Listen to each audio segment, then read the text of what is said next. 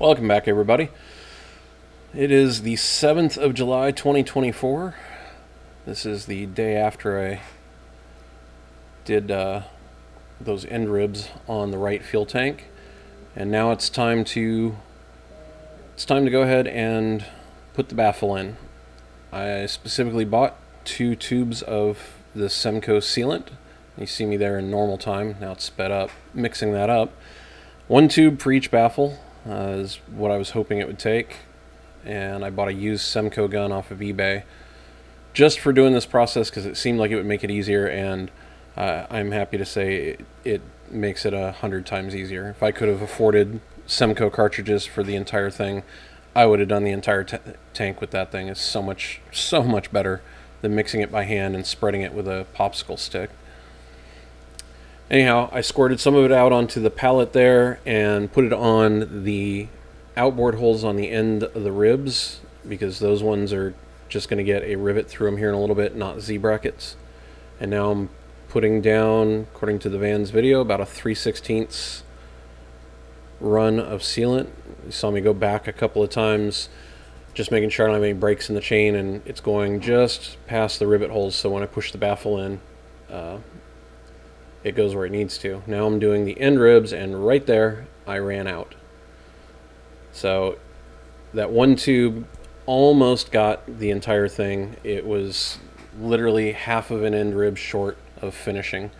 Had I not been as generous in the corners and not squirted some out ahead of time to use on those holes in the ribs, I probably would have had enough. So that other tube should be plenty for the other tank when it's time. So that's good. Anyhow, took it off the stand, set it upright with the baffle facing down. I'll give you a shot of what it looks like right now with the glue all in there. Here's an actual picture coming up.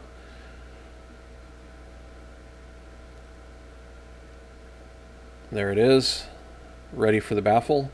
Anytime I'm working with this today, if I had breaks in between anything, I would flip it over so it was baffle side down, just allowing gravity to help pull that down in the direction I need it to be going. The baffle slid in perfectly, and now I'm just getting clecos in to hold it in place and get everything set to start riveting this. So starting first with those holes you saw me dab the glue on to begin with, and I'm putting the enclosed pulled rivets in those, and I'm spinning each one of them in a little bit of sealant before I stick them in there. No Z-bracket covers these ones, that's why they're going in right now. The Z-brackets I'm going to do, you'll see them later on in the video. This was this morning, and I finished up with the Z-brackets and the access plate with the fuel pickup this afternoon. Milwaukee rivet gun worked really nice for this. And now it's time for all those flush rivets. And a few of them I definitely had to machine countersink a little deeper than what I originally did, but wasn't really a problem. I'm just adding extra clecos now to make sure I pull that skin down tight against the baffle, get it sealed really well.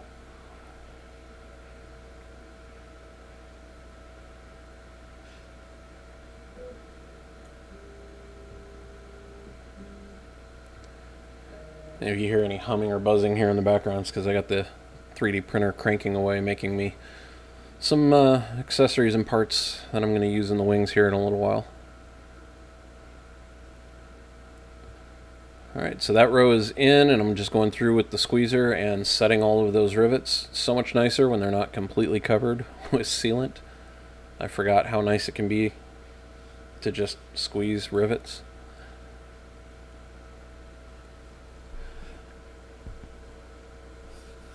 While I'm going through that,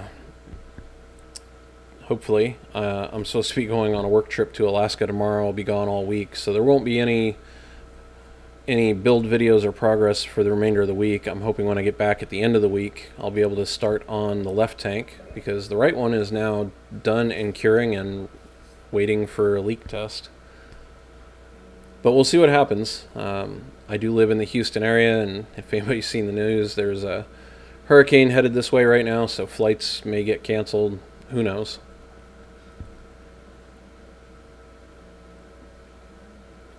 Alright, so the first round of riveting is done.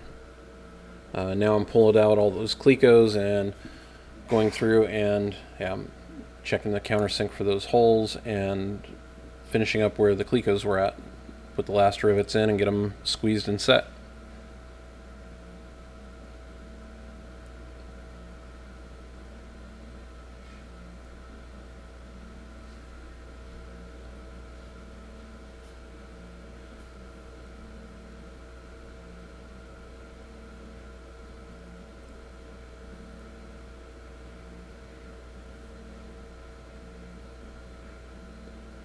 So those are all done. Now I need to do the 470 rivets in the end ribs. The top and bottom, there's 2 on the top, 2 on the bottom where Z-brackets don't sit. Those were easy enough to just put in and use the squeezer and get them set.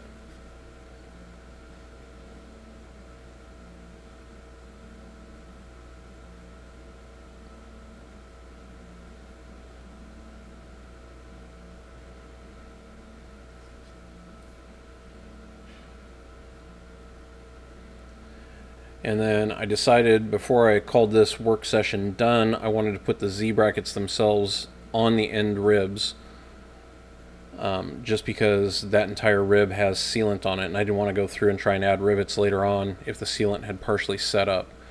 The ribs all through the middle, the only sealant was on those outboard ones where I already put the rivets, so I'm not worried about installing those Z-brackets right now, but these ones I figured I should go ahead and get on. And I can't reach them with the squeezer because the brackets are too tall, so you see me using the rivet gun there.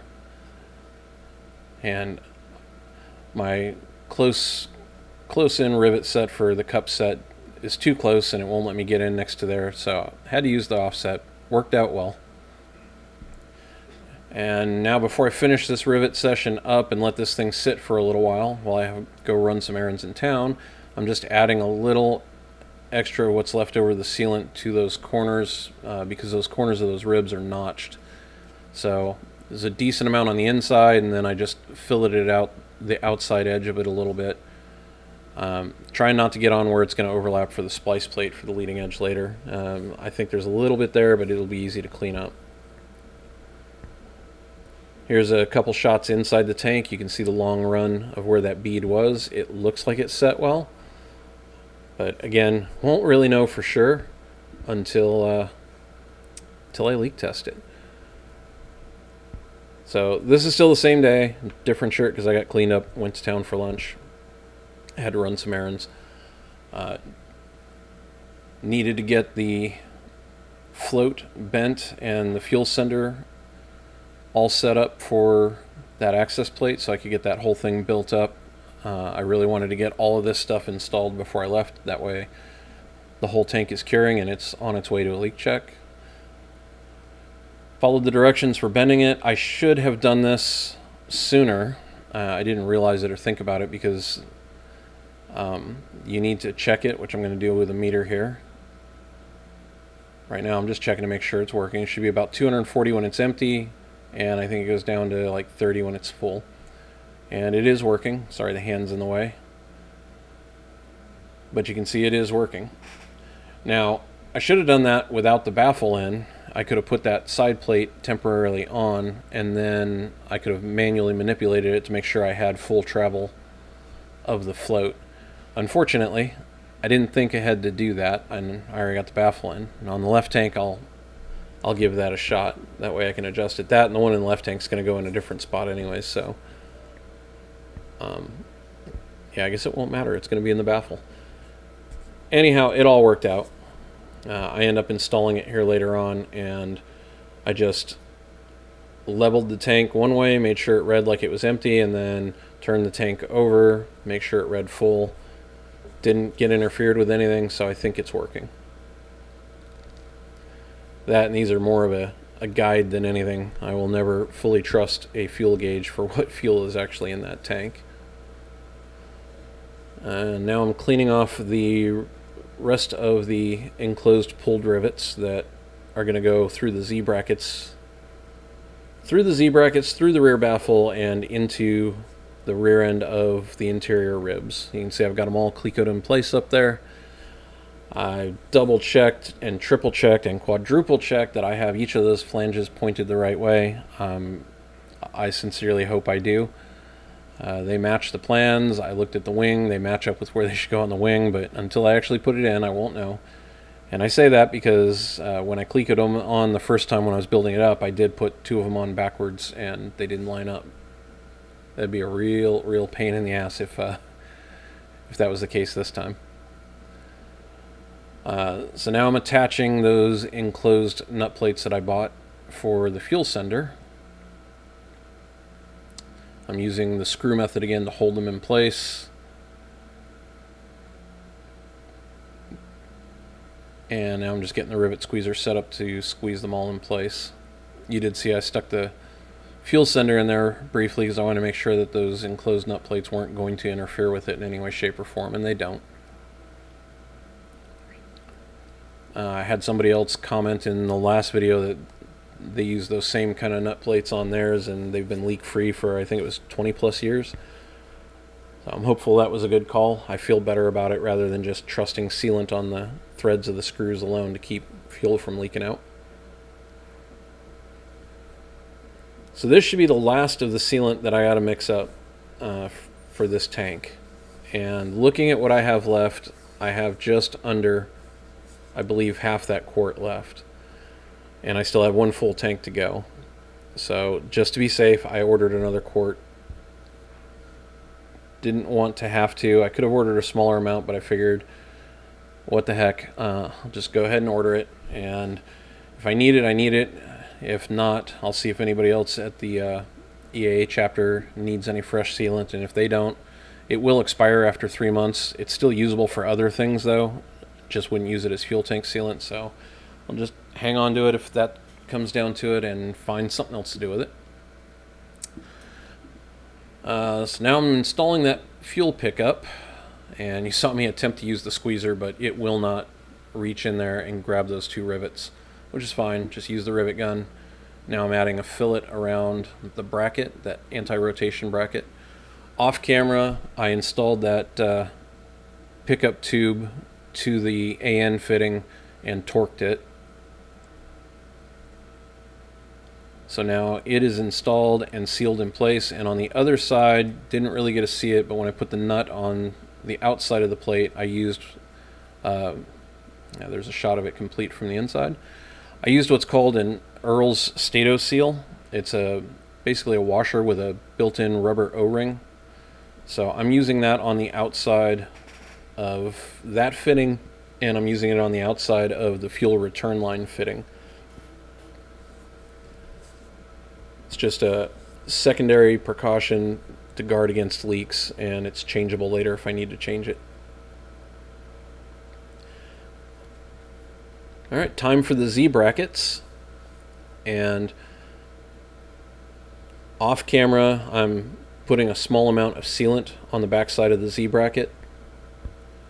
And then I'm taking the rivets for it and twirling them in a little bit of sealant and sticking them in. And you see me trying to use the Milwaukee tool there with the RV-12 angle rivet puller tool, which allows you to get in up tight against these Z brackets. And that Milwaukee tool would not grab hold of them to save my life. I even gave it another shot after doing the exterior ones with the manual puller. No joy. There's just not enough real estate left after using that angled puller tool for it to get a bite on it. So I had to squeeze all these by hand. Not the end of the world. I'm just glad I had the hand squeezer available. Otherwise I'd have been in trouble. There you can see that RV-12 angle tool. And I think I got that from aircrafttool.com. Really handy for pulled rivets that are uptight against things. The nose of that rivet puller would not get in close enough without being at a slight angle with that tool. And that just keeps the rivet head pushed down firmly, but allows you to kind of pull the mandrel at a slight angle. Same thing for the rest of these, just put the outboard 2 in first to kind of guide it into place, and then get the inboard 3 in, squeezed, and all set.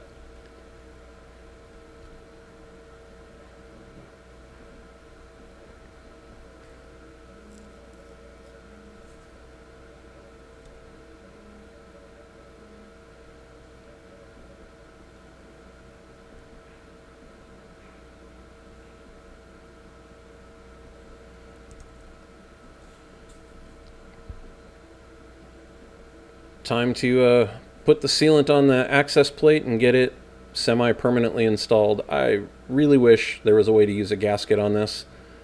It would be so nice if this was a little more accessible and removable than what it's going to be by putting sealant all over it, but I guess it is the way it is.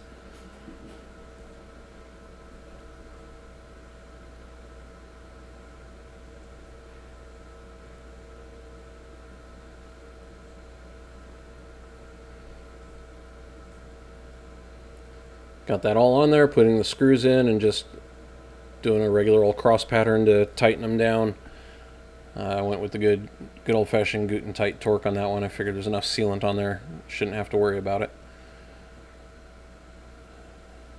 And carefully installing the sender, and same thing with the screws. So that's it.